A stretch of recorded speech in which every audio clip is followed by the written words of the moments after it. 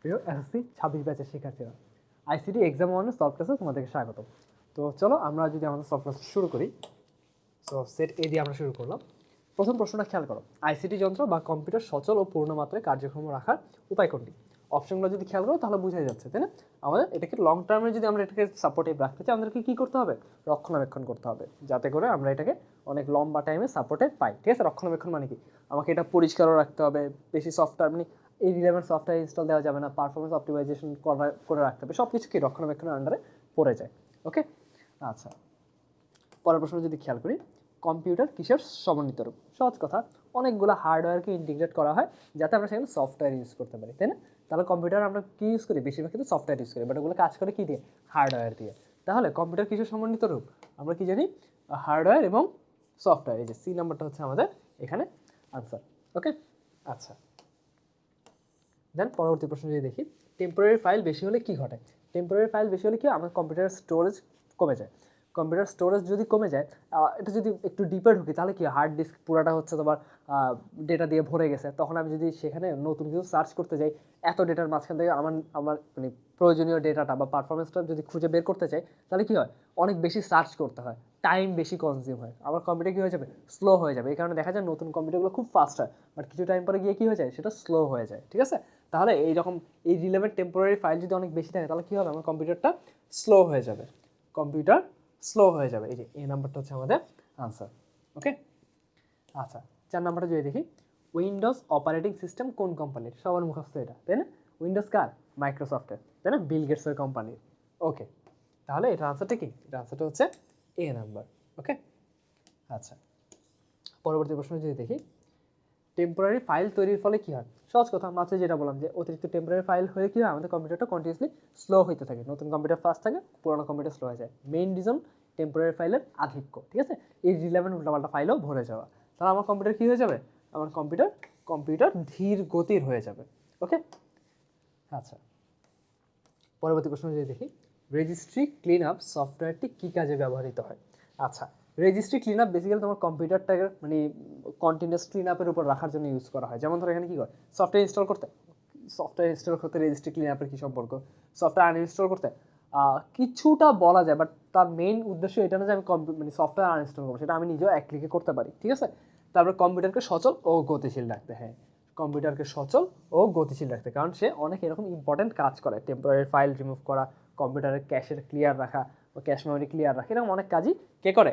Registry clean up সফটওয়্যারটা করে। তার মানে সে মেইনলি কী করে? এইসব কাজ কেন করে? যাতে আমার কম্পিউটারে টেম্পোরারি ফাইল জমা না হয়, আমার ক্যাশটা ক্লিয়ার থাকে, আমার কম্পিউটার একটু ফাস্ট কাজ করে, মানে সচল আর গতিশীল রাখার জন্য। ওকে, তাহলে এটা আনসারটা কি? C number. আচ্ছা,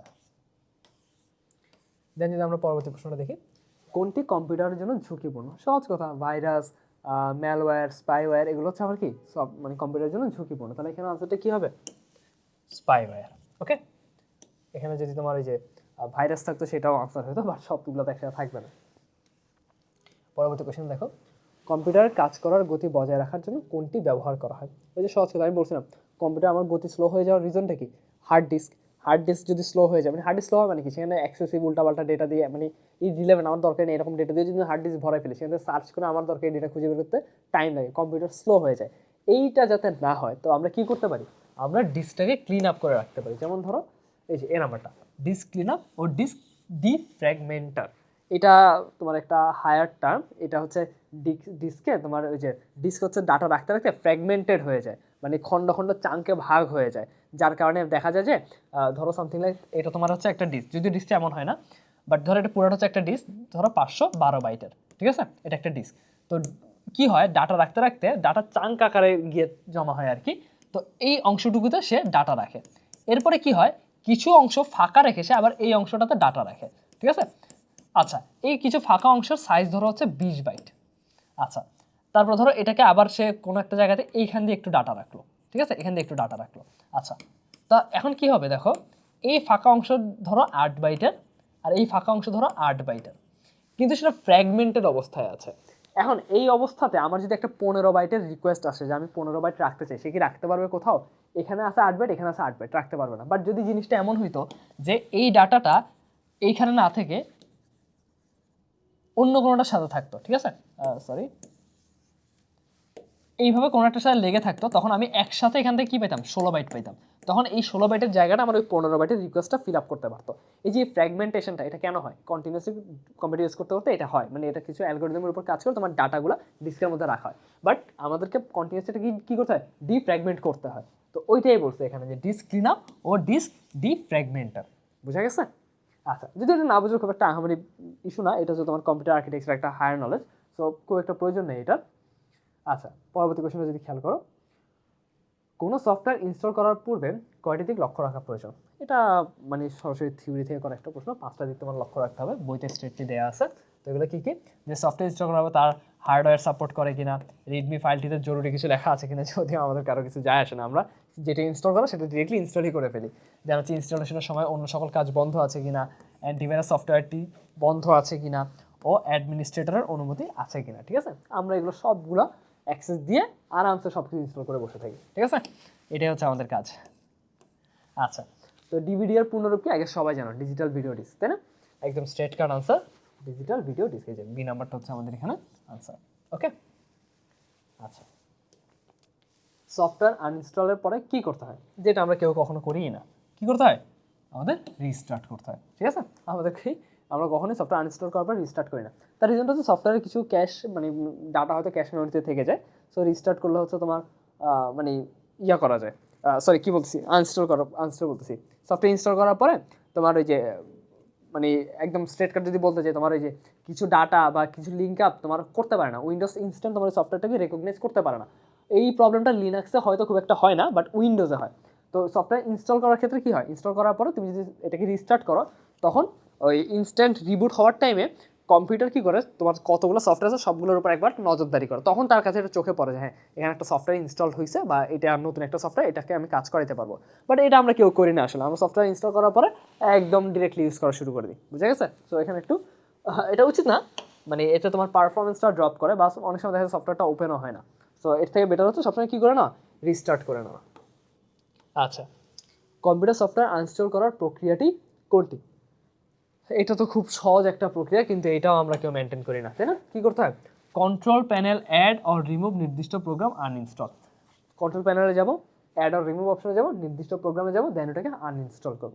ঠিক আছে, ওকে। এগুলো সবগুলো হচ্ছে বইয়ের থিওরি থেকে করা একদম স্ট্রেট কাট প্রশ্ন। Find নেক্সটের shortcut key? অনেকে হয়তো প্রো আসো কিবোর্ডে, তাই না? তারা জানো F3 দিয়ে আমরা ফাইন্ড নেক্সটের শর্টকাট করতে পারবো। আচ্ছা, যে হ্যাকিং করে তাকে কি বলা হয়? আমাদের মানে মোটামুটি অনেকেরই স্বপ্ন ছিল, তাই না, যে আমরা কি হয়ে যাবো, হ্যাকার হয়ে যাবো। তার আনসারটা কি, যে হ্যাকিং করে তাকে কি বলা হয়, হ্যাকার বলা হয়। তথ্যকে এনকোড করার প্রক্রিয়াকে কি বলা হয়, এনক্রিপশন। ডিজিটাল ওয়ার্ল্ডে সবচেয়ে গুরুত্বপূর্ণ একটা জিনিস এনক্রিপশন, তাই না? তুমি হোয়াটসঅ্যাপে কাকে কি মেসেজ পাঠাচ্ছ, এগুলো আসলে থার্ড পার্টি যদি জেনে যায় তাহলে খুব জিনিসটা খুবই খারাপ হয়ে যায়। তো এই ক্ষেত্রে কী করা হয়, আমরা যে মানে তোমরা যারা হোয়াটসঅ্যাপ অনেকে হয়তো ইউজ করো, দেখবে যে ওখানে লেখা থাকে এন্ড টু এন্ড এনক্রিপ্টেড। এটা কেন লেখা থাকে, মানে তোমাকে এশিওর করতেছে, যদি আমরা আসলে অনেস্টলি জানি না যে আসলে এনক্রিপ্টেড কিনা। তুমি যখন একটা মেসেজ পাঠাও না, ওই মেসেজটা তোমার ফোন থেকে বের হয়ে আরেকজনের ফোনে, যাকে তুমি পাঠিয়েছো তার ফোনে যাওয়া পর্যন্ত মেসেজটা এনক্রিপ্টেড অবস্থায় থাকে। এনক্রিপ্টেড মানে কি, তোমার মেসেজটাকে এটাকে এমন একটা কোডে কনভার্ট করে ফেলছে, যেটা আসলে মানে অন্য কেউ যদি এটা পড়ে, মানে তার কাছে রিলেভেন্ট কিছুই মনে হবে না, মানে এটাই রিলেভেন্ট একটা ডেটা। তুমি যদি হ্যালো লিখো, সেটা এমনভাবে মানে কোডেড হয়ে যায় যে মানে এটা বোঝার কোনো উপায় নেই এখানে কী লিখছে, বা ওটা আমার কাছে পুরো আননেসেসারি একটা ডেটা হবে। তো এটা পরবর্তীতে কী হয়, তুমি যাকে সেন্ড করছো তার ডিভাইসে যায়, তার কাছে একটা কি থাকে, ঠিক আছে, একটা প্রাইভেট আর একটা পাবলিক কি দিয়ে তোমার এই এনক্রিপশন ডিক্রিপশনটা করা হয়। সে ওই কি এর মাধ্যমে এই মেসেজটা পুনরুদ্ধার করে, যেই কিটা নর্মালি আর কারোর কাছে থাকবে না। ঠিক আছে, একটা প্রাইভেট কি একটা পাবলিক কি, আমরা ডিপে যাব না। তো এই যে এই প্রক্রিয়াটা, এটাকে এনক্রিপশন বলা হয়। তুমি যখনই কোনো কিছু পাঠাবে সেটা এনক্রিপ্টেড হয়ে যাবে, তাহলে মাঝখান থেকে যদি কেউ থার্ড পার্টি তোমার মেসেজটা নিয়ে নেয়, সে যাতে নিলেও এমন একটা মেসেজ পায় যেটা ইররিলেভেন্ট, তার সাথে মানে সে তো রিকভার করতে পারবে না, কারণ তার কাছে তো ওই কিটা নাই। তো এই কারণে কী হবে, ওই মেসেজটা তার খুব একটা কাজে আসবে না, মানে হ্যাকারদের কথা বলতেছি আর কি মেনলি। সো এই কারণে কী করা হয়, তথ্যগুলোকে এনক্রিপ্ট করে আরেকজনের কাছে পাঠানো হয়, সে তার প্রাইভেট আর পাবলিক কি ইউজ করে সেটাকে ডিক্রিপ্ট করে নতুন মানে মেসেজটা পায় আর কি। বোঝা গেছে? সো এটাই, এই প্রক্রিয়া হচ্ছে এনক্রিপশন। আচ্ছা, সাইবার আক্রমণের শিকার হলে কি করতে হবে? সবার সাথে শেয়ার করতে হবে, পরিবারের সাথে শেয়ার করতে হবে, আক্রমণকারীকে বোঝাতে হবে, আক্রমণকারীকে টাকা দিতে হবে। আচ্ছা, সিআরডি তো রিলেভেন্ট, তাই না? আচ্ছা, সবার সাথে শেয়ার করার আগে আমাদের মেনটা ফোকাস কী হবে, পরিবারের সাথে শেয়ার করা। সবার সাথে শেয়ার করে যে খুব একটা লাভ হবে বিষয়টা এমন না। পরিবারের বড়দের সাথে কথা বললে তারা হয়তো একটা ভালো সলিউশন দিতে পারে, ঠিক আছে, অথবা তারা হেল্প করতে পারে। ওকে, আচ্ছা, পরবর্তী প্রশ্ন যদি দেখি, বিশ্বব্যাপী পাইরেসি নজরদারি করে বিজনেস সফটওয়্যার অ্যালায়েন্স, ঠিক আছে, বিজনেস সফটওয়্যার অ্যালায়েন্স, বিএসএ, কোথায়? এই যে ডি নাম্বারটা, বিজনেস সফটওয়্যার অ্যালায়েন্স, এটা কি করে? বিশ্বব্যাপী পাইরেসি নজরদারি করে। বাট খুব একটা মানে কাজে আসে না, কারণ তোমরা নিজেরাও আসলে পাইরেসির সাথে যুক্ত, ঠিক আছে? মুভি কয়জন সিনেমা হলে গিয়ে দেখো? বেশিরভাগই উল্টাপাল্টা জায়গা থেকেই দেখো। দুই স্তরের নিরাপত্তা প্রয়োজন, দুই স্তরের নিরাপত্তার প্রয়োজন গুগল, ইয়াহু, জিমেল। আচ্ছা, গুগল দিয়ে আই গেস জিমেলকে তো বুঝায় নাই, গুগল আসলে দুই স্তরের নিরাপত্তার কিছু নাই। বাট হ্যাঁ, তোমরা জিমেলে আই গেস অনেকে এটা করে রাখছো, জিমেল বলো বা ইয়াহু বলো, এগুলো তো হচ্ছে 2 ফ্যাক্টর অথেন্টিকেশন আছে, ফেসবুকেও আছে, তাই না? মানে তুমি জাস্ট পাসওয়ার্ড দিলে যে লগ ইন হয়ে যাবে বিষয়টা এমন না, তোমার অলরেডি আরেকটা ডিভাইস থেকে এটাকে কনফার্ম করতে হয় বা পাস কি ইউজ করতে হয় বা কিছু একটা, মানে 2 ফ্যাক্টর অথেন্টিকেশন। 1 ফ্যাক্টর হচ্ছে শুধুমাত্র পাসওয়ার্ড দিয়ে দিছো, এটা খুলে গেছে।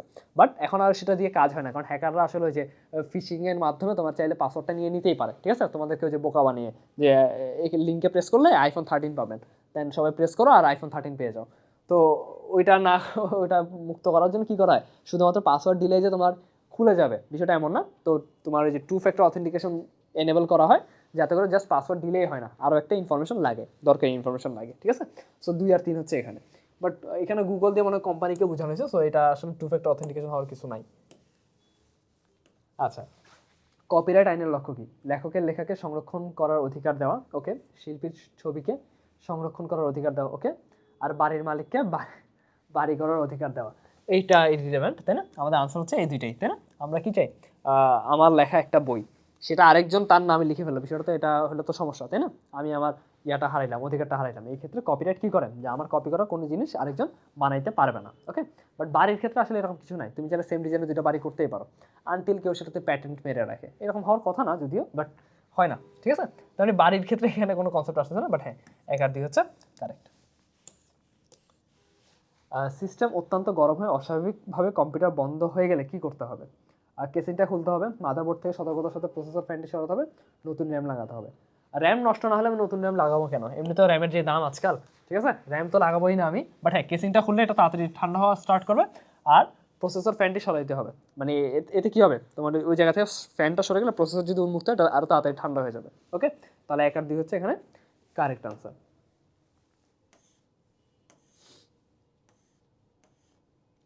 আচ্ছা, প্রিন্টারে প্রিন্ট না হলে দেখে নিতে হবে যে কম্পিউটারে ডাটা কেবল লাগানো আছে কিনা, মানে কানেক্টেড কিনা, কার্টিজে কালি আছে কিনা, হ্যাঁ এটাও দেখতে হবে। প্রিন্টারের ভেতর কোনো কাগজ আটকে আছে কিনা, হ্যাঁ এগুলো তো দেখতে হবে। মানে এগুলো যে কোনো একটা রিজনে আসলে প্রিন্টার প্রিন্ট করা অফ করে দিতে পারে, সো এগুলো ভ্যালিড, তিনোটাই আসলে আমাদের এখানে ভ্যালিড আনসার। তাহলে 1 2 3 তিনটে হচ্ছে আমাদের আনসার, ওকে। সুমনা তার বান্ধবীদের সাহায্যে সামাজিক যোগাযোগ সাইটে একটি অ্যাকাউন্ট খুললো এবং তার অ্যাকাউন্ট সাইটে একটি মৌলিক পাসওয়ার্ড ব্যবহার করলো, যাতে সেটা সুরক্ষিত থাকে। সুমনার ব্যবহৃত সাইটটিকে কী বলা যেতে পারে? সামাজিক যোগাযোগ সাইট। ইউটিউব সামাজিক যোগাযোগ সাইট ছিল না। ইমেল পুরোপুরি সামাজিক যোগাযোগ সাইট না, কারণ ইমেল হচ্ছে 1-to-1 কমিউনিকেশন, আনটিল তুমি অনেককে একসাথে ইয়ে করছো। গুগল তো কমিউনিকেশনের সাইটই না।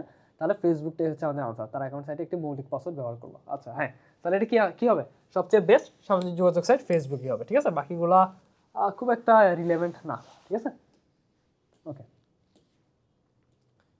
সুমনার পাসওয়ার্ড ব্যবহারের কারণ সহজ কথা, হ্যাকিং থেকে যাতে রক্ষা পায়, ঠিক আছে? বাট আজকাল আসলে পাসওয়ার্ড দিয়েও মানে হ্যাকিং প্রতিরোধ করা যায় না, এই কারণে আমরা 2 ফ্যাক্টর বা 3 ফ্যাক্টর অথেন্টিকেশন করি।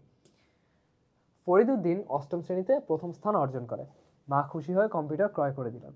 ফরিদুদ্দিন বন্ধুদের পরামর্শে গেম খেলা শুরু করলো, তার মা লক্ষ্য করেন যে সে লেখাপড়ার সময় নষ্ট করে গেম খেলা, তার মা কম্পিউটার বন্ধ করে দেয়। এটা ফরিদুদ্দিন অস্বাভাবিক আচরণ করে, লেখাপড়া এবং খাওয়া দাওয়া বন্ধ করে দেয়। মা হতাশ হয়ে কম্পিউটার চালু করে দেন। আচ্ছা, ফরিদুদ্দিনে মায়ের সাথে যে আচরণ করেছিল তার কারণ কি? গেম এক্সপার্ট না হওয়া, গেম প্রোগ্রাম বুঝতে না পারা, কম্পিউটার গেমে আসক্তি হওয়া, তাই না?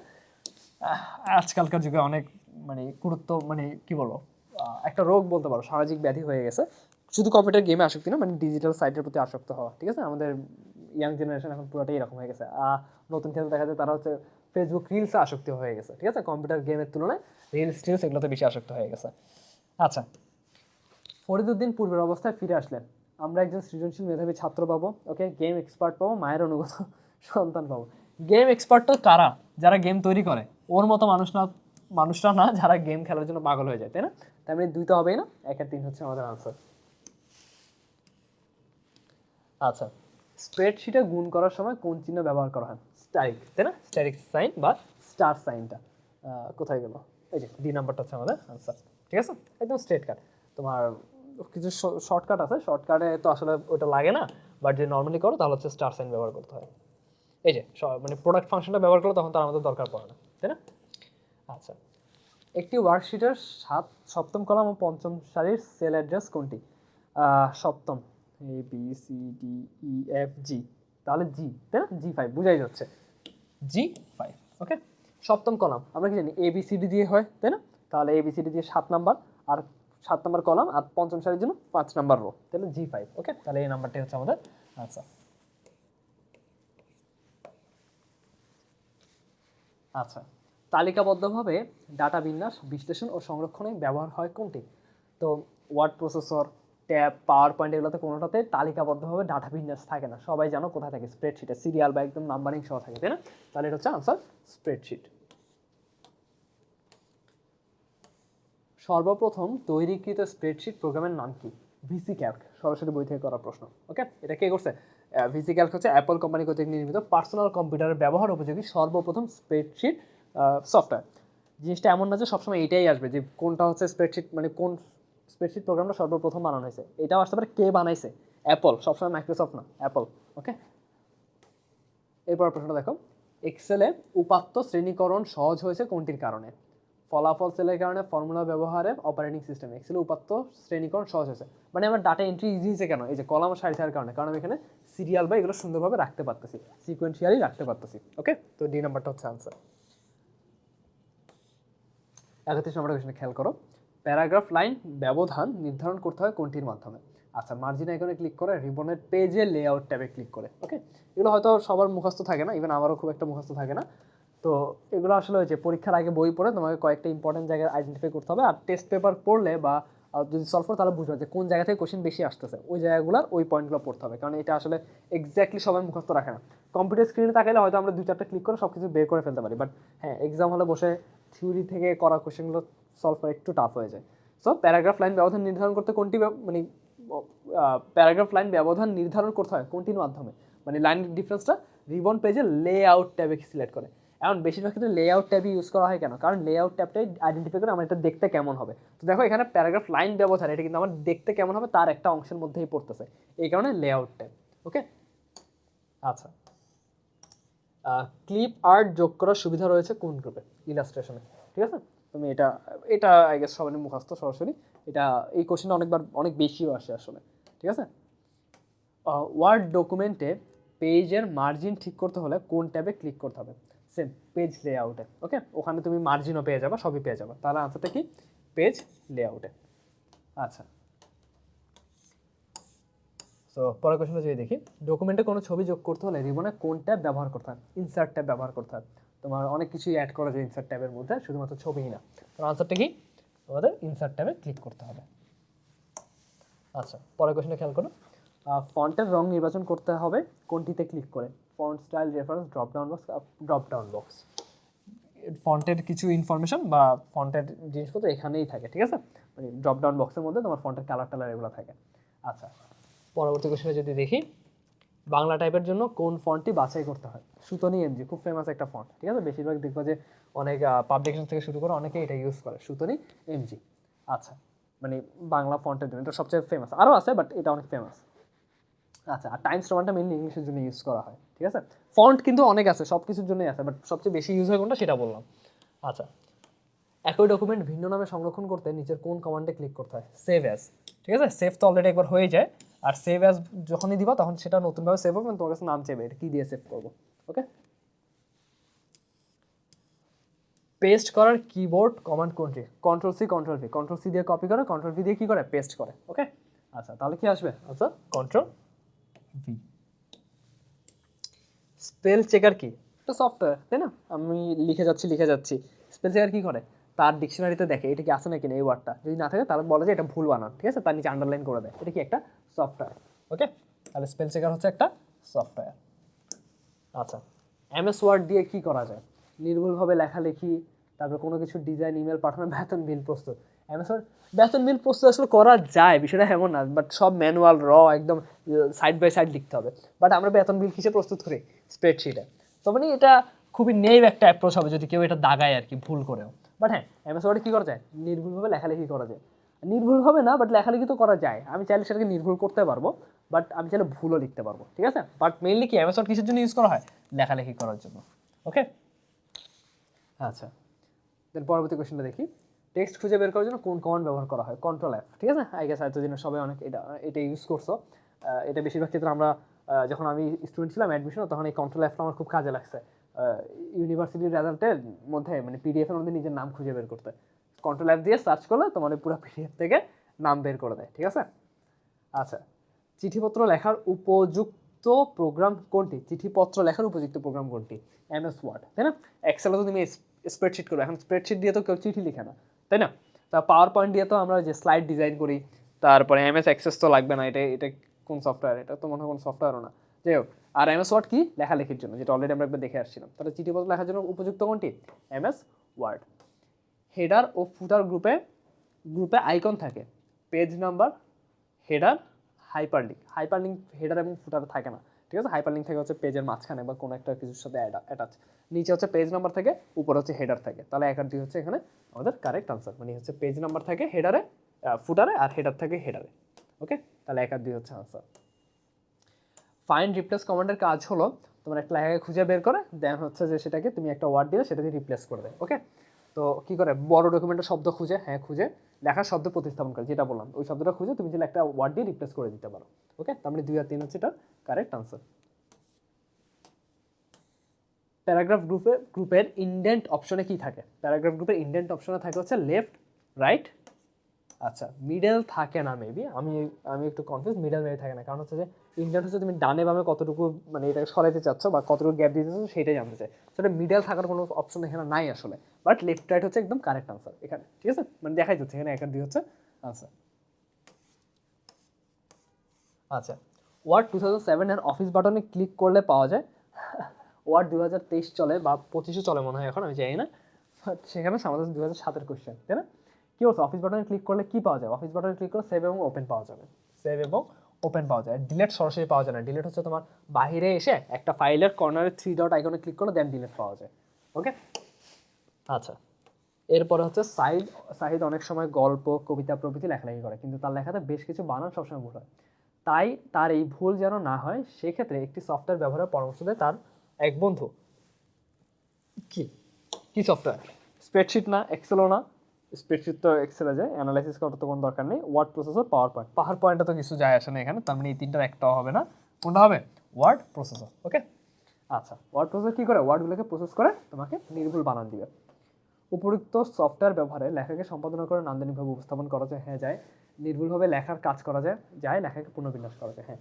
তোমার ওয়ার্ড প্রসেসরের মাধ্যমে তুমি আসলে সবই করতে পারবে এখানে, ঠিক আছে? এই কারণে এটা একটু জনপ্রিয়। ওকে,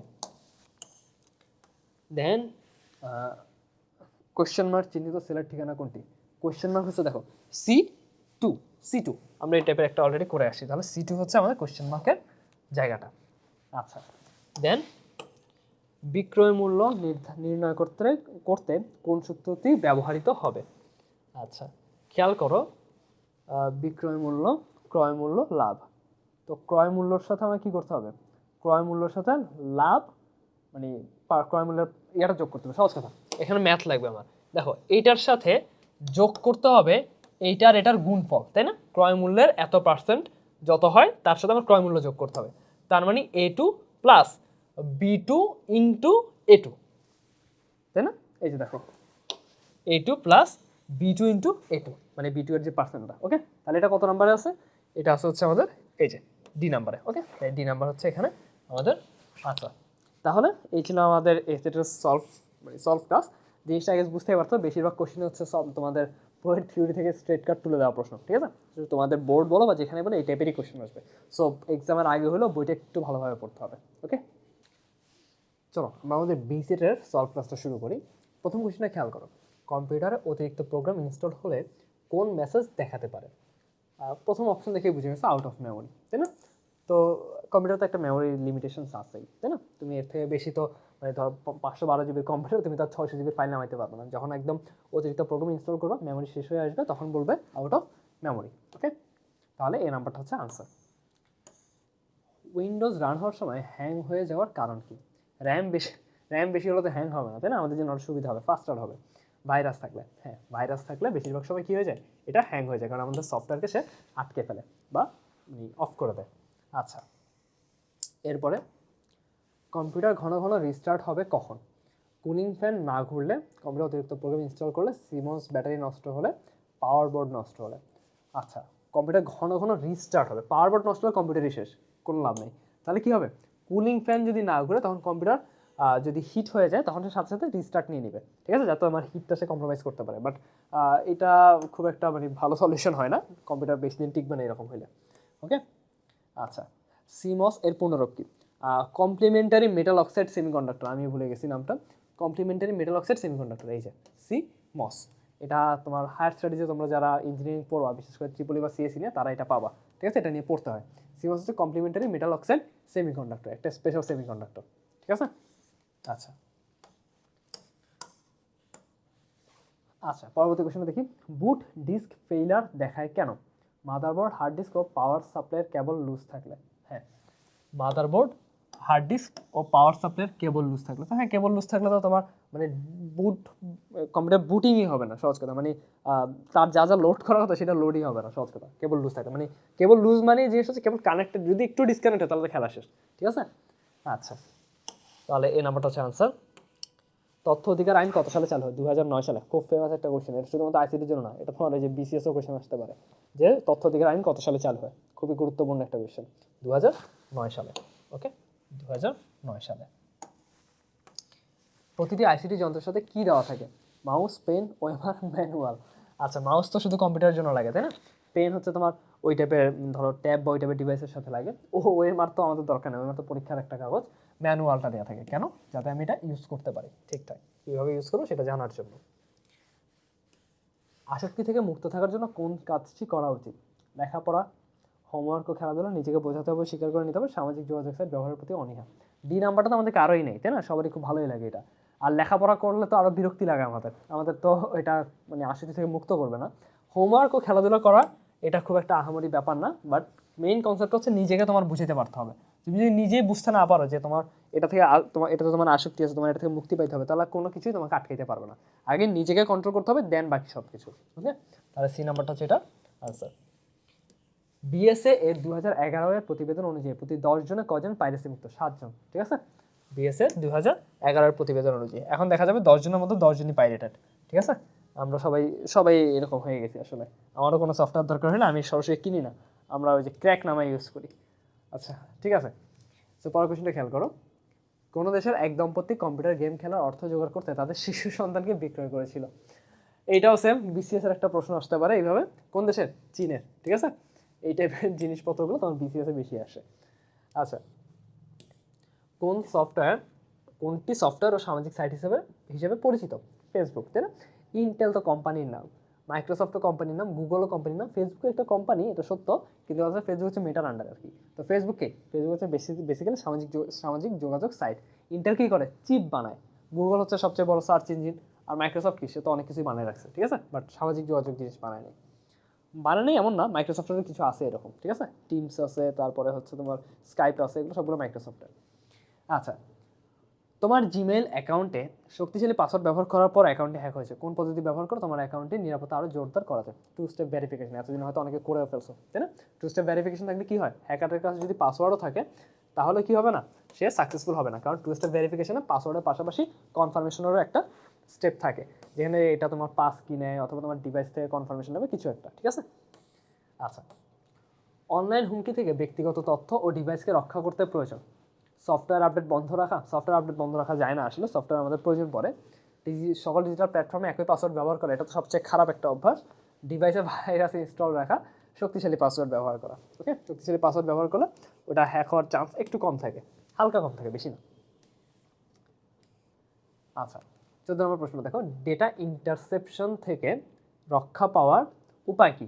and to end encryption. Basically এটা কেন করা হয়? যাতে তুমি একজন মেসেজ পাঠাচ্ছে আরেকজন মেসেজ নিচ্ছে। যখন আমি মেসেজ পাঠাবো এই ডাটাটা যখন আমার ফোন থেকে বের হবে তখন সাথে সাথে সেটা এনক্রিপ্টেড হয়ে যাবে। এনক্রিপ্টেড হওয়ার পরে এই ডাটাটা তার কাছে যাবে, তার কাছে একটা পাবলিক অথবা প্রাইভেট কি থাকবে, পাবলিক এবং প্রাইভেট কি থাকবে, সেই কি দিয়ে সে আমার ডেটাটাকে ডিক্রিপ্ট করে সে এটা রিডেবল মেসেজ পাবে। কিন্তু যখন আমার ফোন থেকে ডেটাটা বের হবে সেটা এমনভাবে এনক্রিপ্ট হয়ে যাবে, সেটা রিডেবল মেসেজ থাকবে না। যে মেসেজটা থাকবে ওটা আসলে কেউ পরে খুব একটা লাভ হবে না, এটা কিছুই না, একটা মানে গার্বেজের মতো ফিল হবে জিনিসটা। তো মাঝখান থেকে কোনো হ্যাকার যদি ডেটাটা নিয়েও নেয় আমাদের খুব একটা কাজে মানে আমাদের কোনো একটা ক্ষতি হবে না, কারণ হ্যাকারটা যে ডেটাটা পাচ্ছে ওটা আসলে রিডেবল কোনো ডেটা না। বুঝা গেছে? তো যারা হোয়াটসঅ্যাপ চালায় তারা হয়তো দেখবো লেখা থাকে এন্ড টু এন্ড এনক্রিপ্টেড, মানে তারা এই পলিসিটা ফলো করে। তো এটা করলে কি হয়, আমাদের ডেটা ইন্টারসেপশন থেকে আমরা রক্ষা পাবো। দেন ম্যালওয়্যারের পূর্ণরূপ কি? ম্যালিশিয়াস সফটওয়্যার, সবাই জানি আমরা, তাই না? মুখস্থ হয়ে গেছে। রান কমান্ড সক্রিয় করার জন্য প্রক্রিয়া কোনটি? রান কমান্ড, উইন্ডোজ প্লাস আর। ওকে, এটা দিয়ে আমরা অনেকে টেম্পোরারি ফাইলটা ডিলিটও করি। ইলেকট্রনিক্স যন্ত্রগুলো কিসের মাধ্যমে পরিচালিত হয়? সফটওয়্যার। ঠিক আছে, ইলেকট্রনিক যন্ত্রগুলো হার্ডওয়্যারের সমন্বয়ে তৈরি হয়, বাট অপারেট হয় কি দিয়ে? সফটওয়্যার দিয়ে। মাইক্রোসফটের অপারেটিং সিস্টেম কি? উইন্ডোজ, একমাত্র উইন্ডোজ। ওখানে যে ইউনিক্স আর উবুন্টু দেখতেছো এগুলো হচ্ছে লিনাক্সের সফটওয়্যার। ঠিক আছে, লিনাক্স আই গেস অনেকের নাম শুনছো, লিনাক্স অপারেটিং সিস্টেম। আর মাইক্রোসফটেরটা হচ্ছে উইন্ডোজ অপারেটিং সিস্টেম, মানে মোস্ট অফ দ্য কেসে এখনো মানুষজন উইন্ডোজ ইউজ করে। আচ্ছা, আইসিটি যন্ত্রপাতির রক্ষণাবেক্ষণ বলতে সাধারণত কী বোঝায়? হার্ডওয়্যার ভিত্তিক রক্ষণাবেক্ষণ, হ্যাঁ। সফটওয়্যার ভিত্তিক রক্ষণাবেক্ষণ, হ্যাঁ। প্রসেসর পরিবর্তন, জাস্ট প্রসেসর পরিবর্তন তার রক্ষণাবেক্ষণের মধ্যে পড়ে না। প্রসেসর নষ্ট হলে একটা ভিন্ন কথা, ঠিক আছে, বাট প্রসেসর নষ্ট হয় না আসলে। তো 1 আর 2 হচ্ছে আমাদের এখানে কারেক্ট আনসার।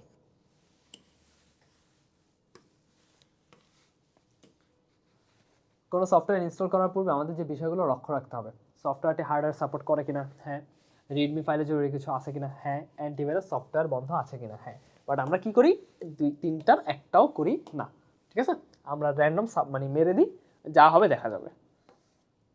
কম্পিউটার এবং ইন্টারনেট ব্যবহার করে কিছু সংখ্যক শিক্ষার্থীর মধ্যে হয়তো কেউ গেম খেলছে, হ্যাঁ খেলছে। সামাজিক যোগাযোগ সাইটে সময় নষ্ট করছে, হ্যাঁ করতেছে, তোমাদের মতো মানুষজনই।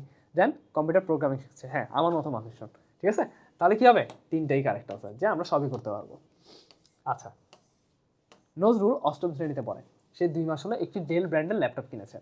সে ইন্টারনেটে তার অনেক প্রয়োজনীয় কাজ করে। নজরুল ইন্টারনেট ব্যবহার করে তার বন্ধুদের সাথে যোগাযোগ করে। নিচের কোনটি ইন্টারনেট যোগাযোগের মাধ্যম? ইন্টারনেটের মাধ্যমে আমরা যোগাযোগ করতে পারি কোথায়? ফেসবুক, ইনস্টাগ্রাম, এগুলো, তাই না? টুইটার, এইসব জিনিসপত্র। সো এখানে কি আছে? এখানে ইনস্টাগ্রাম আছে। ঠিক আছে, সো এইটাই আছে। নজরুল ইন্টারনেট ব্যবহার করার ফলে কম্পিউটার ভাইরাস আক্রান্ত হতে পারে, পারে। সামাজিক যোগাযোগের মাধ্যমে আসক্ত হতে পারে, হ্যাঁ পারে। ইমেল করতে পারে, হ্যাঁ সবই পারে, তাই না? এগুলো সব আমাদের ডে টু ডে লাইফেরই অংশ আসলে। আচ্ছা, আরেকটা উদ্দীপক, ইদানিং রাফির কম্পিউটার ঘন ঘন হ্যাং করে বা রিস্টার্ট হয়ে যায়। রাফি তার বন্ধু আয়ানকে বিষয়টি জানালে আয়ান থেকে ট্রাবল শুটিং, ক্ষতিকর সফটওয়্যার ও প্রতিরোধক সফটওয়্যার সম্পর্কে ধারণা ও পরামর্শ দিল। আচ্ছা, বুদ্ধিমান আয়ান কি বলছে দেখি। কম্পিউটারের উক্ত সমস্যা দূরীকরণের প্রয়োজন। নতুন র্যাম স্থাপন, না র্যামের জন্য আসলে এই ইস্যুগুলো হয় না। ঠিক আছে, র্যামের জন্য এইসব ইস্যু হয় না। সমস্যাগ্রস্ত কুলিং ফ্যান বদলিয়ে ফেলা, তারপরে যেটি ঘন ঘন রিবুট নেওয়া হচ্ছে কুলিং ফ্যান যদি নষ্ট হয়ে যায়। আর আপগ্রেড অ্যান্টিভাইরাস দ্বারা হার্ড ডিস্ক ড্রাইভ ক্লিন করা, হ্যাঁ হার্ড ডিস্ক যদি গার্বেজ দিয়ে ভরে যায় তাহলে একটু কম্পিউটার স্লো হয়ে যায়। ঠিক আছে, আয়নের পরামর্শকৃত software, antivirus, anti malware, anti spyware, 3টা আসলে এক গলেরই গরু। ঠিক আছে, কোনো ডকুমেন্ট টেমপ্লেট আকারে সংরক্ষণ করা হয় কেন? বারবার ব্যবহারের জন্য। টেমপ্লেট মানে বুঝছো, মানে একটা ফরম্যাট, ওখানে ডাটাগুলো কন্টিনিউয়াসলি হয়তো চেঞ্জ হবে বাট ফরম্যাট সেম থাকবে। বোঝা গেছে? সামথিং লাইক ধরো একটা বিল্ডিংয়ের কোড স্ট্রাকচার সেম থাকে, দেন ওটার চারপাশের ডিজাইনটা ভিন্ন হয়, এরকম। তো একটা ডকুমেন্টকে টেমপ্লেট আকারে সংরক্ষণ করা হয় কেন? ওই ডকুমেন্ট দেখে দেখে আমি আরও ডকুমেন্ট বানাবো, বারবার আমি রিডিজাইন করবো না, জাস্ট ভিতরের কন্টেন্টটা চেঞ্জ করবো। ঠিক আছে, যাতে আমি বারবার ইউজ করতে পারি, আমার টাইম বেঁচে যাবে, আমার ডিজাইনিংয়ের জন্য বারবার টাইম যাবে না। বর্তমানে লেখালেখি ও হিসাবের জন্য কোনটি ব্যবহার করা হয়? Office software. Okay, office software মধ্যে কিন্তু সব আছে তোমার, ওই যে মাইক্রোসফটের যে যা যা আছে সব কিছু আছে। 100 পৃষ্ঠার একটি ডকুমেন্টে সাজেশন বানানটি একাধিক স্থানে সাজেশন লেখা হয়েছে, সাজেশন লেখা আছে। কোন কমন ব্যবহারের মাধ্যমে দ্রুততম বানানটি সঠিক করা সম্ভব? ফাইন্ড অ্যান্ড রিপ্লেস, তাই না? ফাইন্ড অ্যান্ড রিপ্লেস দিয়ে আমরা কী করতে পারি? একবারে খুঁজে সব বানানকে একসাথে রিপ্লেস করে দিতে পারি। ঠিক আছে, আচ্ছা, বাট হ্যাঁ এটার জন্য সব বানানকে সেম ভুলই হইতে হবে, না হলে তো তোমার মানে পারবা না আসলে। কোনো সফটওয়্যারে ছবি, গ্রাফ, চার্ট সংযোজন করে আকর্ষণীয় করা যায়? Word processor. ঠিক আছে, কোন সফটওয়্যারে আমি চাইলে ওয়ার্ড প্রসেসরে সব করতে পারি। অ্যান্ড হ্যাঁ পাওয়ার পয়েন্টটাও করা যায়, এমন যে করা যায় না, বাট মানে সবচেয়ে বেশি বহুল ব্যবহৃত হচ্ছে ওয়ার্ড প্রসেসর, কারণ এটা অতিরিক্ত বেশি কাস্টমাইজেবল, কারণ পাওয়ার পয়েন্ট হচ্ছে শুধুমাত্র তোমাকে স্লাইডই দিবে, ঠিক আছে। আচ্ছা, ওয়ার্ড 2007 চালু করার পর উইন্ডোর উপরে বাম কর্নারের আইকনটি হলো অফিস বাটন, সবার পরিচিত বাটন, অফিস বাটন একটাই আছে এটা, ঠিক আছে। ওটা সবার জন্য সেম, স্টিল ওটা অফিস বাটনই। সেভ এজের মাধ্যমে কোনটি করা যায়? ডকুমেন্টকে ভিন্ন নামে সংরক্ষণ করা যায়। কেন? মানে সেভ দিলে তো এটা সেভ হয়ে গেল, বাট আমি যদি এটা আরও মাল্টিপল কপি চাই, আমি সেভ অ্যাজ দিতে পারি। প্রত্যেকবার সেভ অ্যাজ করার মাত্র কি আসবে? আমার কাছে নতুন নাম চেপে নতুনভাবে ফাইলটা সংরক্ষণ করবে। তাহলে আনসারটা কী হবে? একই ডকুমেন্টকে ভিন্ন নামে সংরক্ষণ করা, ঠিক আছে। আচ্ছা, কোনো শব্দ বা তথ্যকে সাজিয়ে গুছিয়ে উপস্থাপন করার পদ্ধতিকে ওয়ার্ড প্রসেসরের ভাষায় কী বলা হয়? সুন্দর কথা, ফরম্যাটিং করা, তাই না? আমরা অনেক সময় হয়তো এই ওয়ার্ডটা ইউজ করি যে এটা কি লিখছোস, ফরম্যাট করে দে না, সুন্দর করে দে। তো ফরম্যাটিং টেক্সট হচ্ছে এটা আনসার, ফরম্যাটিং টেক্সট। সুতানি এমজি কোন ধরনের ফন্ট? বাংলা, খুব ফেমাস একটা ফন্ট, আই গেস তোমরা হয়তো পরিচিত না, বাট এটা তোমার যারা হচ্ছে তোমার পাবলিকেশনসের সাথে আছে তারা খুব ফেমাস একটা ফন্ট, মানে তারা চিনে এটা। সুতানি এমজি বাংলা লেখার জন্য সবচেয়ে বেস্ট একটা মানে ফন্ট। লাইন স্পেসিং অপশনটি কোন গ্রুপে অবস্থিত? প্যারাগ্রাফ গ্রুপে অবস্থিত। প্যারাগ্রাফে গেলে তুমি বিভিন্ন লাইন স্পেসিংয়ের পাবা, নিজে ম্যানুয়ালি ওটা সেট করতে পারো, ওদের ফরম্যাটিংও দেখতে পারো, সেটা হচ্ছে প্যারাগ্রাফ। কোনো ওয়ার্ড ডকুমেন্ট টেবিলে যোগ করার কমান্ড কোনটি? ইনসার্ট টেবিল, ইনসার্ট টেবিল আসলে, হ্যাঁ। তোমার কী করতে হবে? আমাদেরকে ইনসার্ট করতে হবে, দেন কোথায় গেলে ইনসার্ট টেবিল, এই যে insert table, insert table, insert table, ঠিক আছে। ওকে, তো সরাসরি তুমি পেয়ে যাবে আসলে, সরি।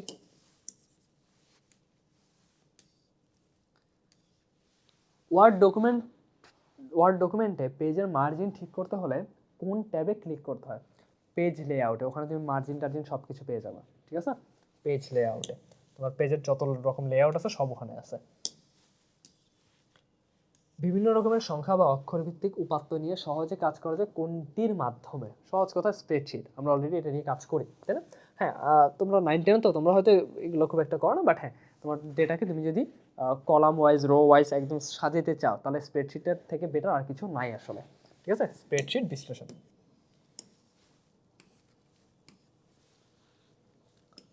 খেলোয়াড়ের ক্রিয়া কৌশল মূল্যায়নে কোন ধরনের অ্যাপ্লিকেশন সফটওয়্যার ব্যবহৃত হয়? সব খেলোয়াড়ের সেম কিছু ডেটা থাকে, ওই সেম ডেটাগুলোই আমাকে বারবার বসাতে হয়, তাহলে আমি কী নিব? সহজ কথা, মাত্রই বললাম স্প্রেডশিট। স্প্রেডশিটে এক কলাম আমি সবার সেম ডেটা রাখতে পারবো, আমার জন্য ইজি না? তাহলে আমরা কী ইউজ করবো খেলোয়াড়দের জন্য? MS এক্সেল, যেখানে আমরা স্প্রেডশিট নিয়ে কাজ করতে পারবো। ফর্মুলা কি?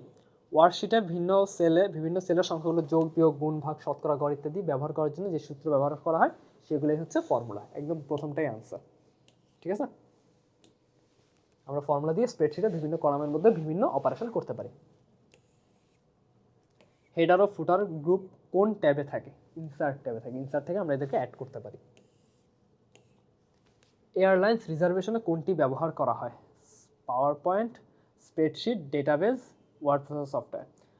এটা নিয়ে মানে বইতে যেহেতু একদম স্ট্রেট কাট বলে আছে স্প্রেডশিট সফটওয়্যার, তাই স্প্রেডশিট সফটওয়্যার, বাট মেইনলি এখানে ডেটাবেসও ইউজ করা হয়, কিন্তু ডেটাবেস সফটওয়্যার মানে এয়ারলাইন্স রিজার্ভেশনে মেবি ডেটাবেস সফটওয়্যার এখানে সরাসরি বইতে বলা নেই, বাট ডেটাবেস ছাড়া আসলে কিছুই হয় না, ঠিক আছে। বর্তমানে সব কিছু ডেটাবেস নিয়ন্ত্রিত, বাট হ্যাঁ, হয়তো তারা ম্যানুয়াল ডেটাগুলো রাখা হচ্ছে স্প্রেডশিট সফটওয়্যারের মাধ্যমে। তো বইতে যেটা আছে আমরা সেটার ঊর্ধ্বে যাইতে পারবো না, আমাদেরকে কি দেখাইতে হবে? স্প্রেডশিট সফটওয়্যারই।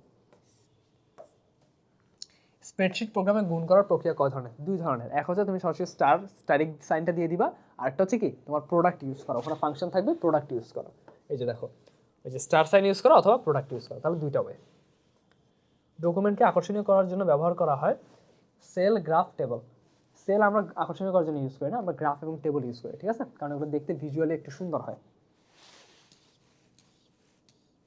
ওয়ার্ড 2007 রিবনের ইনসার্ট ট্যাবটির ব্যবহার হচ্ছে ক্লিপার যুক্ত করা, হ্যাঁ। হিসাব নিকাশ করতে। ইনসার্ট ট্যাব কখনো হিসাব নিকাশের জন্য তো সাহায্য করবে না, তাই না? এটা আমার কিছু একটা অ্যাড করতে সাহায্য করবে। Chart, flow chart, text box ইত্যাদি যুক্ত করতে, হ্যাঁ। 1 আর 3 হচ্ছে আমাদের কারেক্ট আনসার। আচ্ছা, স্প্রেডশিট সফটওয়্যারের বিশেষ সুবিধা হলো সম্পাদনা তো কোনো সুবিধা নাই আসলে, উপাত্ত শ্রেণীকরণ করা, সূত্র ও ফাংশনের ব্যবহার, হ্যাঁ। এই দুটোই হচ্ছে আমাদের কারেক্ট আনসার। আমরা ডাটাকে রাখতেও পারবো, তাদের মধ্যে বিভিন্ন অপারেশনও করতে পারবো। সো 2 আর 3 হচ্ছে আমাদের আনসার। A2, B2 ও C2 সেল তিনটির গুণফল নির্ণয়ের জন্য প্রযোজ্য হবে A2 into B2 into C2 এক নম্বর কার্ড মানে খাটবে। 2 নম্বর প্রোডাক্ট এইভাবে ইউজ করে না, প্রোডাক্টে তোমার জাস্ট দুইটা জিনিস নেয় সে, এই যে এইরকম প্রোডাক্টের ফর্ম্যাট হচ্ছে এইটা, ঠিক আছে। এটা কোনো প্রোডাক্টের ফর্ম্যাট না, প্রোডাক্টের ফর্ম্যাট হচ্ছে কোনটা থেকে কোনটা পর্যন্ত তুমি গুণ করবা, ঠিক আছে। তাহলে 1 আর 3 হচ্ছে এটা কারেক্ট আনসার। ওকে, ওয়ার্কশিটটা একটা দিয়ে দিছে যেখানে নেম আছে, bank, Bangla, English, math, total average. আচ্ছা আচ্ছা ঠিক আছে। তো দেখো ফার্স্টে কী বলছে, স্টার চিহ্নিত F2 সেলে কত হবে, সরি কোয়েশ্চেন মার্ক চিহ্নিত F2 সেল, অ্যাভারেজ চাইছে তাই না। তাহলে 50, 55, 75 এটার অ্যাভারেজ লাগবে আমাদের। তাহলে তোমরা ক্যালকুলেটর চাইলে এটার অ্যাভারেজ বের করে ফেলতে পারো, ঠিক আছে। অ্যাভারেজ বের করলে 60 আসবে, ওইটাই হচ্ছে আনসার, মানে 3টা যোগ করে 3 দিয়ে ভাগ করে দেবো ওইটাই। আচ্ছা, এক্সের টোটাল নাম্বার বের করতে কোন সূত্র ব্যবহার করতে হবে। এক্সের টোটাল নাম্বার, এই যে এক্সের টোটাল নাম্বার মানে 3টা যোগ করতে হবে, তাহলে B2 থেকে D2 পর্যন্ত আমাকে যোগ করতে হবে তাই না। আচ্ছা এই যে দেখো B2 plus C2 plus D2 আমি সরাসরি ম্যানুয়ালি যোগ করতে পারি, অথবা আমি ফাংশন ইউজ করতে পারি। তো ফাংশন ইউজ করলে আমরা মাত্রই দেখেছি প্রোডাক্টও যেরকম খাটে না, এখানেও এটা খাটবে না, এইভাবে সব হবে না। তুমি কোথা থেকে কোথা পর্যন্ত যেতে যাচ্ছ জাস্ট সেটা দিবা, তাহলেই হয়ে যাবে। তাহলে আমার কি অ্যান্সার আসবে 1 ও 3। ওকে আচ্ছা দেন, ব্যবসায়ী তৌসিফ সাহেব তার বিভিন্ন হিসাব খাতার মধ্যে তুলে রাখেন। তার এক ইঞ্জিনিয়ার বন্ধু একদিন এসে তাকে বলল, বর্তমানে এই সকল হিসাব নিকাশের জন্য অনেক সফটওয়্যার আছে এবং সেসব সফটওয়্যার হিসাব নিকাশের কাজ করা অনেক সহজ এবং ডকুমেন্ট সংরক্ষণ করাও সহজ হয়। কোন সফটওয়্যারের কথা উল্লেখ করা আছে? সহজ কথা, স্প্রেডশিট তাই না। স্প্রেডশিট মিলে হিসাব নিকাশের জন্যই আসলে ইউজ করা হয়। ওকে, তাহলে এই যে স্প্রেডশিট অ্যানালাইসিস। উদ্দীপকে উল্লেখিত সফটওয়্যার ব্যবহারের মূল সুবিধা কি? সংখ্যা ও অক্ষরভিত্তিক উপাত্ত নিয়ে সহজে কাজ করা যায়, একদম প্রথমটাই অ্যান্সার, কিছু করার নেই। যে আমরা চাইলে যে কোনো সংখ্যা এবং অক্ষর নিয়ে কাজ করতে পারবো, অ্যান্ড সেগুলো খুব সুন্দরভাবে সাজিয়ে রাখতে পারবো, যাতে আমাদের ইন ফিউচার ইউজের জন্য আমরা মানে ইন ফিউচার আমরা খুব ইজিলি ইউজ করতে পারি, যে কোনো অপারেশনও করতে পারি। সো এই ছিল আমাদের ভিসেটের সলভ ক্লাস। কোয়েশ্চেন দেখে বুঝিয়ে গেছো যে তোমাদের মোস্ট অফ দ্য কোয়েশ্চেন বইয়ের থিওরি থেকে করার প্রশ্ন, জাস্ট বেসিকটা যদি ক্লিয়ার থাকে, বইটা একটু ভালোভাবে যদি একটু রিডিং নেয়, ছোটোতেও মানে পিচ্ছি একটা বই, রিডিং দেওয়া খুব একটা আহামরি কঠিন কিছু না, সেখান থেকে সব কোয়েশ্চেন করা হয়, বুঝা গেছো। সো বইটা একটু পরীক্ষার আগে ভালো মতো পড়লে খুব ইজিলি তোমরা সবগুলো কোয়েশ্চেন সলভ করতে পারবা। ওকে, ঠিক আছে। সিসেটের সলভ ক্লাসে স্বাগত। তো চলো আমরা আমাদের সলভ ক্লাসটা শুরু করি। প্রথম কোয়েশ্চেনে খেয়াল করো, কম্পিউটার রক্ষণাবেক্ষণ কত প্রকার হইতে পারে? আচ্ছা, 2 প্রকার। কী কী দেখো, কম্পিউটার থেকে ভালো সেবা পেতে হলে কম্পিউটার পরিচর্যা বা রক্ষণাবেক্ষণ তো জরুরি, ঠিক আছে। কম্পিউটারকে কাজের উপযোগী করে ভালো অবস্থায় রাখার প্রচেষ্টাকে বোঝায়। কম্পিউটার রক্ষণাবেক্ষণ করতে বাইরের বিভিন্ন নিয়ামক যেমন আর্দ্রতা, তাপমাত্রা, বিদ্যুৎ ক্ষেত্র, চৌম্বক ক্ষেত্র, ধূলিকণা, ধোঁয়া, পানি ইত্যাদি এর প্রভাব থেকে কম্পিউটারকে রক্ষা করার পাশাপাশি আমাদেরকে ইন্টারনাল সফটওয়্যার মানে অ্যাপ্লিকেশন সফটওয়্যারের ক্ষেত্রেও কী করতে হবে? আপডেট রাখতে হবে। তার প্রতিরোধমূলক রক্ষণাবেক্ষণ, সংশোধনমূলক রক্ষণাবেক্ষণ, তাহলে টোটাল কয়টা? 2টা। আমাদের আনসারটা কি? কম্পিউটার রক্ষণাবেক্ষণ কত প্রকার হতে পারে? 2টা। কী কী? সেটা হচ্ছে প্রতিরোধমূলক আর সংশোধনমূলক, ঠিক আছে। আচ্ছা, সফটওয়্যার আনইনস্টলের সময় তার কিছু অংশ থেকে যায়, থেকে যাওয়া অংশ কোথায় থাকে? রেজিস্ট্রি ফাইলে, যেখানে সেটাকে রেজিস্টার করে রাখা হয়, ঠিক আছে। তাহলে কোথায় থাকবে সেটা? সি নাম্বার, আমাদের রেজিস্ট্রি ফাইলে। বাট সবসময় থাকে না, এটা যদি আমরা র্যান্ডমলি যে সফটওয়্যার উপর রাইট ক্লিক করে আনইনস্টল করি তখন থাকে। বাট তুমি যদি এটা মানে কম্পিউটারকে তোমার সফটওয়্যার আনইনস্টল করার আরেকটা সিস্টেম আছে সুন্দরভাবে, ঠিক আছে। সেটা ওই যে সফটওয়্যারের মধ্যে গিয়ে সেখানে হচ্ছে ফাইন্ড অ্যান্ড ডিলেটে গিয়ে দেন সফটওয়্যারটা সিলেক্ট করে দেন যদি আনইনস্টল করো, তাহলে ওটা সরাসরি সব জায়গা থেকে রিমুভ হয়ে যায়। বাট আমরা তো এটা কেউ করতে চাই না, বা আমরা সেটা কেউ করতে পছন্দ করিও না, ঠিক আছে। ওটা করলে আসলে সফটওয়্যারটা সব জায়গা থেকেই চলে যায়। আচ্ছা, ট্রাবল শুটিং কথাটি কোনটির জন্য প্রযোজ্য? হিউম্যানওয়্যার, ফার্মওয়্যার, সফটওয়্যার, হার্ডওয়্যারের ইন্টারনাল কোনো একটা ইস্যু হলেই ট্রাবল শুটিং করতে হয়। যেমন ধরো আমার পিসিতে একটা সমস্যা হয় যে প্রায় সময় তোমার ব্লুটুথ ডিভাইস পায় না, বা ব্লুটুথ ডিভাইসটা পাইলে সেটা মানে সাউন্ডটা পাই না আমি হেডফোনে, ঠিক আছে। তখন আমার সাথে সাথে একটা নোটিফিকেশন আসে যে ট্রাবল শুট করতে বলে অডিও স্পিকারকে, ঠিক আছে। তো এই ট্রাবল শুটিং কিসের সাথে রিলেটেড? হার্ডওয়্যারের সাথে রিলেটেড ইন্টারনালি। ওকে, তাহলে কি ট্রাবল শুটিং কার জন্য প্রযোজ্য? হার্ডওয়্যারের সাথে। আচ্ছা, সিডি এর পুনরুক্তি, কম্প্যাক্ট ডিস্ক, ছোটোবেলা থেকে আমরা সবাই পরিচিত, যদি এখনকার যুগে হয়তো সিডি এর খুব একটা চলন নাই, বাট একটা সময় ছিল, ঠিক আছে। এটা ফুল ফর্ম কি? Compact disc. আচ্ছা, কোনটি আধুনিক পৃথিবীর সম্পদ? তথ্য। বইতে এটা একটা লাইনে একদম স্ট্রেটলি লেখা আছে, কোনটি আধুনিক পৃথিবীর সম্পদ? তথ্য। খুবই ইম্পর্টেন্ট একটা কোয়েশ্চেন, ঠিক আছে, অনেকবার আসছে পরীক্ষাতে। হার্ড ডিস্কে ফাইলগুলো সাজানোর জন্য কোনটি ব্যবহার করা হয়? ডিস্ক, ডি ফ্র্যাগমেন্টর, ঠিক আছে। ডিস্কের মধ্যে তোমার ডেটাগুলো ফ্র্যাগমেন্টেড আকারে থাকে, দেন আমাদের ওই ফ্র্যাগমেন্টেড জায়গাগুলোর মধ্যে কিছু কিছু থাকে যেগুলো আমাদের ইউটিলাইজ করতে হয়। যেমন ধরো এটা যদি একটা ডিস্ক হয়, ঠিক আছে, তো ডেটা রাখতেছো এইভাবে ডেটা রাখতেছো, তো র্যান্ডমলি ডেটা রাখতেছো, তারপরে এখানে একটু খালি জায়গা রেখে এখানে ডেটা রাখছো, দেন আবার এখানে একটু খালি জায়গা রেখে এখানে ডেটা রাখছো। তো ধরো এখানে খালি জায়গার পরিমাণ হচ্ছে তোমার ধরো এখানে খালি জায়গার পরিমাণ হচ্ছে 10 বাইট, আর এখানে খালি জায়গার পরিমাণ হচ্ছে 10 বাইট, ঠিক আছে? তো তোমার কাছে একটা 15 বাইটের রিকোয়েস্ট আসলো, তুমি কি সেটা দিতে পারবা?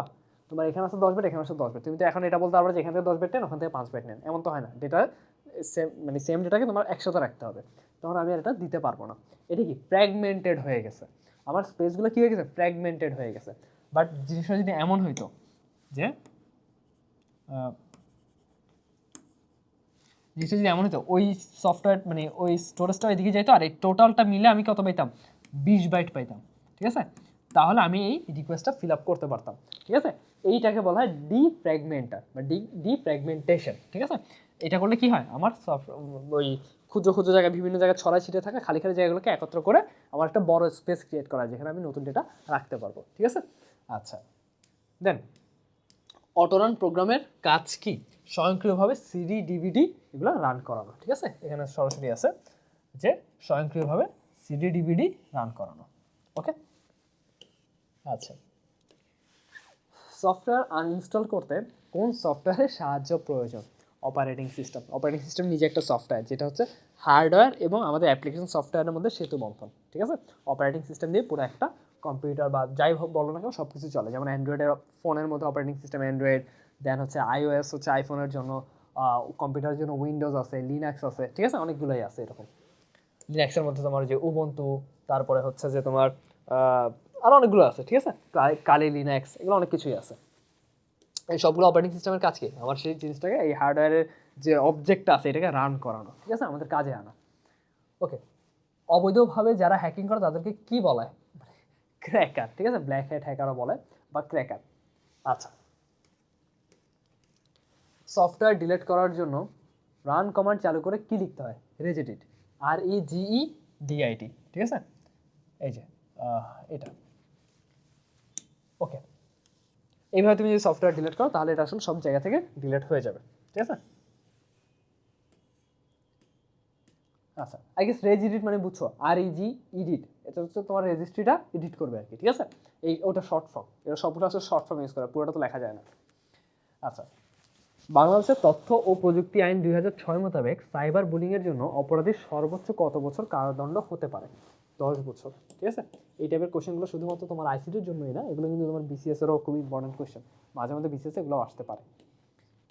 জিমেল অ্যাকাউন্টের নিরাপত্তা শক্তিশালী করা হয় কোন ব্যবস্থার মাধ্যমে? অনেকেই হয়তো করে রাখছো, 2 স্টেপ ভেরিফিকেশন, যেখানে শুধুমাত্র পাসওয়ার্ড দিয়ে হয় না, তোমার অলরেডি লগ ইন করা একটা ডিভাইসে হয়তো কোড যায় বা সেখানে কনফার্মেশন চায়, ঠিক আছে? এই 2 স্টেপ ভেরিফিকেশন বা অথেন্টিকেশন। ইমেলের পূর্ণরূপ কি? ইলেকট্রনিক মেল, আমরা সবাই জানি, তাই না? ছোটবেলা থেকে আমরা পড়ে আসছি ইলেকট্রনিক মেল। সৃজনশীল কর্মের স্বত্বাধিকার দেয় কে? কপিরাইট আইন, মানে আমার করা একটা সৃজনশীল কাজ তুমি 2 দিন পরে নিজের নামে চালাই দিলা, এটা তো হইলো না, তাই না? এটা একটা ক্রাইম।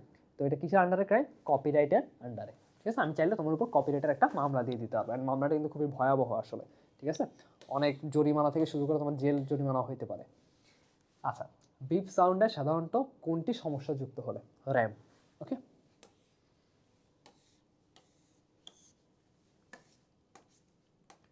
বায়োস এর পূর্ণরূপ কি? Basic input output system. খুবই গুরুত্বপূর্ণ একটা জিনিস, তোমার সফটওয়্যার মানে কম্পিউটার যখন অন হয় না, তখন সবার আগে কে অন হয় জানো? এই বায়োসটা। এটা না থাকলে তোমার ওই যে অপারেটিং সিস্টেম কাজই করতো না। আমাদের ওই যে র্যামের মধ্যে তোমার এই জিনিসটাকে আনতে হয়, নাহলে আসলে আমাদের পুরো সিস্টেম কাজই করবে না। সবচেয়ে গুরুত্বপূর্ণ একটা জিনিস বেসিক ইনপুট আউটপুট সিস্টেম, খুব ছোট্ট একটা অংশ, খুব ছোট্ট একটা কোড, বাট এটাকে আনতে হয়। মাউস কাজ না করলে কোন কাজটি করণীয়? সিমস ব্যাটারির সাথে তো মাউসের কোনো সম্পর্ক নেই, ভাইরাসের সাথেও না, মাদারবোর্ডে র্যামের সাথেও মাউসের কোনো সম্পর্ক নেই। পোর্ট পোর্ট পরিবর্তন করা, হ্যাঁ এমন হয় মাঝে মধ্যে দেখা যায় একটা পোর্ট নষ্ট হয়ে গেছে, তো তুমি সেখান দিয়ে মাউস দিতে গেলে তো মাউস ঢুকবে না, তাই না? তখন আমরা পোর্ট চেঞ্জ করে দেখতে পারি, আর সেটা তো কাজ না হলে মাউস চেঞ্জ করো, নতুন একটা মাউস কেনো, ওকে?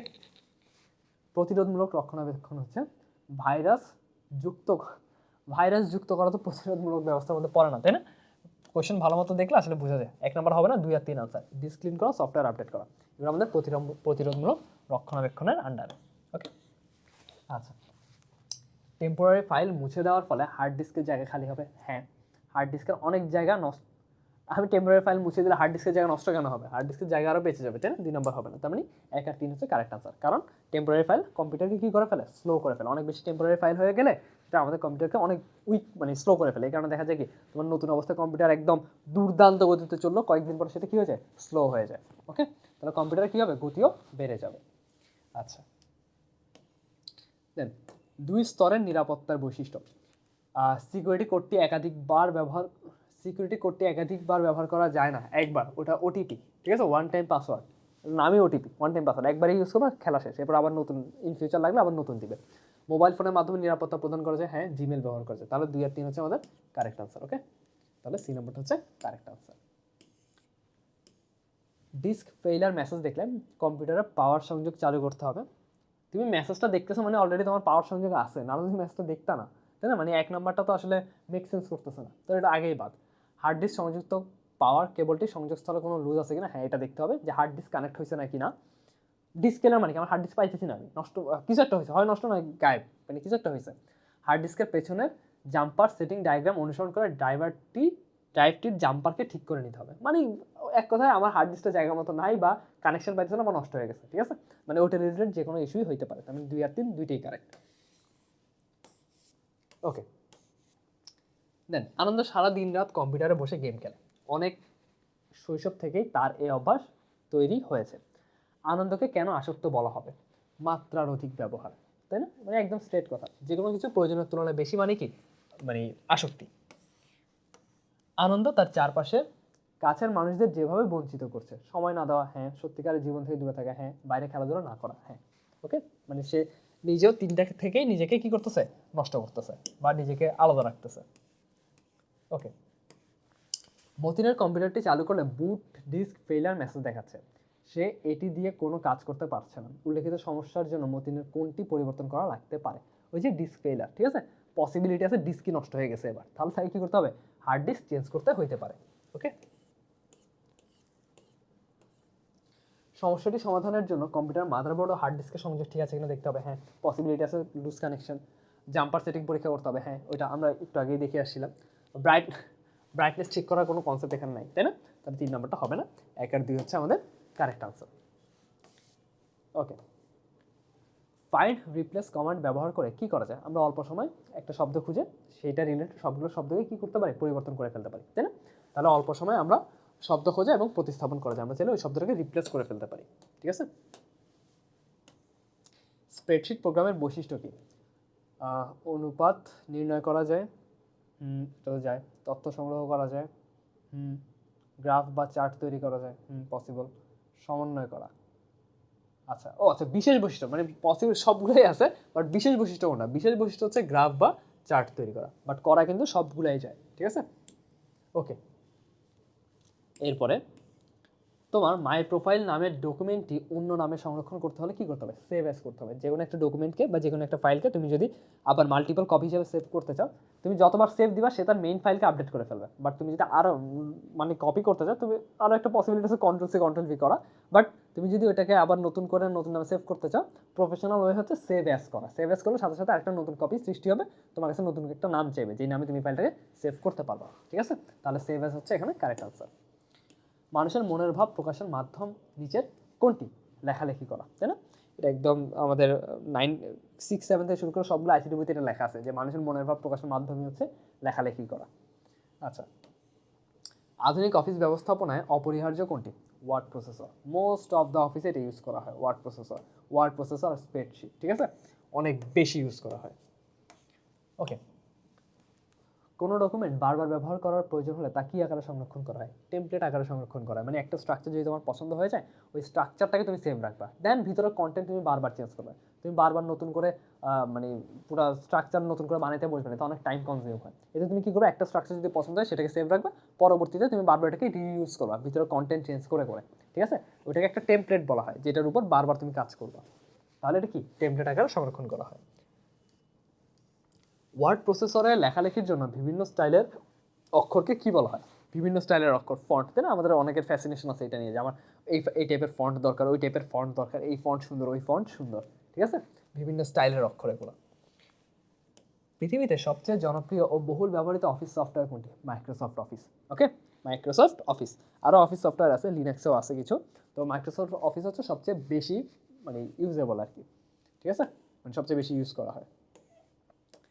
লাইন ব্যবধান টুল কেন ব্যবহার করা হয়? সহজ কথা, মানে নাম শুনেই বুঝতে পারছো, দুইটা লাইনের মধ্যবর্তী দূরত্ব নির্ধারণের জন্য। আমি চাচ্ছি আমার দুইটা লাইনের মধ্যে একটা ডিস্টেন্স ফিক্স করে দিতে, যে এই দুইটা লাইনের মধ্যে কোন ডিস্টেন্সটা থাকলে সুন্দর লাগবে, ঠিক আছে, আমার প্রজেক্টের উপর বা ধরো আমার লেখাটার উপর। তো এটা আমি ফিক্স করতে পারবো কোথা থেকে? লাইন ব্যবধান টুল থেকে। আচ্ছা, চন্দ্রাবতী হলো তোমার বাংলা একটা ফন্ট, বাট খুব একটা ইউজ হয় না, ঠিক আছে। সবচেয়ে বেশি ইউজ হয় কোনটা? সুতনি এমজি। ডকুমেন্টে চার্ট সংযোজনে কোন গ্রুপে যেতে হয়? ইনসার্টে। বেশিরভাগ ক্ষেত্রে তোমার টেবল চার্ট ছবিগুলো অ্যাড করার জন্য কোথায় যেতে হয়? ইনসার্টে যেতে হয়। তো ইনসার্টে গিয়ে কি করব? ইলাস্ট্রেশন গ্রুপ থেকে আমি ডকুমেন্টে চার্ট সংযোজন করতে পারবো। নতুন প্যারাগ্রাফ তৈরি করতে কিবোর্ডের কোন কি চাপতে হয়? ঠিক আছে, নতুন প্যারাগ্রাফ তৈরি করা মানে কি? আমরা নতুন একটা জায়গায় চলে যাওয়া, সেটা কি করবো? আমরা জাস্ট এন্টার চাপ দিলে কাজ হয়ে যাবে, ঠিক আছে। শিফট বা কন্ট্রোল এগুলো যদি আলাদাভাবে চাপো না, এগুলো কোনো ইউজেস নেই। শুধু শিফট চাপলে কিছুই হয় না কম্পিউটারে, শুধু কন্ট্রোল চাপলেও কিছুই হয় না, ঠিক আছে, এগুলোর সাথে কিছু একটা চাপতে হয়। আচ্ছা, আর ডাউনলোড দিয়ে তুমি নিচে যাবা আর এন্টার দিয়ে তুমি নতুনটা অ্যাড করতে পারবা। প্রথম স্প্রেডশিট সফটওয়্যার আবিষ্কার করে কোন কোম্পানি? তোমার ভিসি ক্যালক মেবি, যেটা আবিষ্কার করে কে? Apple company. ওকে, হ্যাঁ, ভিসি ক্যালক, যেটা অ্যাপল কোম্পানি আবিষ্কার করে, ঠিক আছে। মাঝে মধ্যে এটাও কোশ্চেন আসতে পারে যে প্রথম স্প্রেডশিট সফটওয়্যারের নাম কি, ঠিক আছে। এখন তো আসছে আবিষ্কারককে, বাট আসতে পারে নামটা কি? VC Calc. পরীক্ষার ফলাফল প্রস্তুত করার জন্য কোন সফটওয়্যার ব্যবহার করা হয়? স্প্রেডশিট। কারণ পরীক্ষার ফলাফলে সেম টাইপের ডেটা নিয়ে আমার কাজ করতে হয়, এক একটা স্টুডেন্টের জন্য সবার ডাটা তো সেমই, তাই না, জাস্ট ভ্যালুগুলো পরিবর্তন হয়। তো এই টাইপের কাজ করার জন্য আমরা কি ইউজ করি?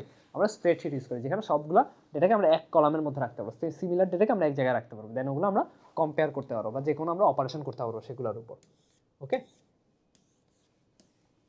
সাধারণভাবে কোথায় সূত্র লিখে এন্টার দিলে ফলাফল পাওয়া যায়?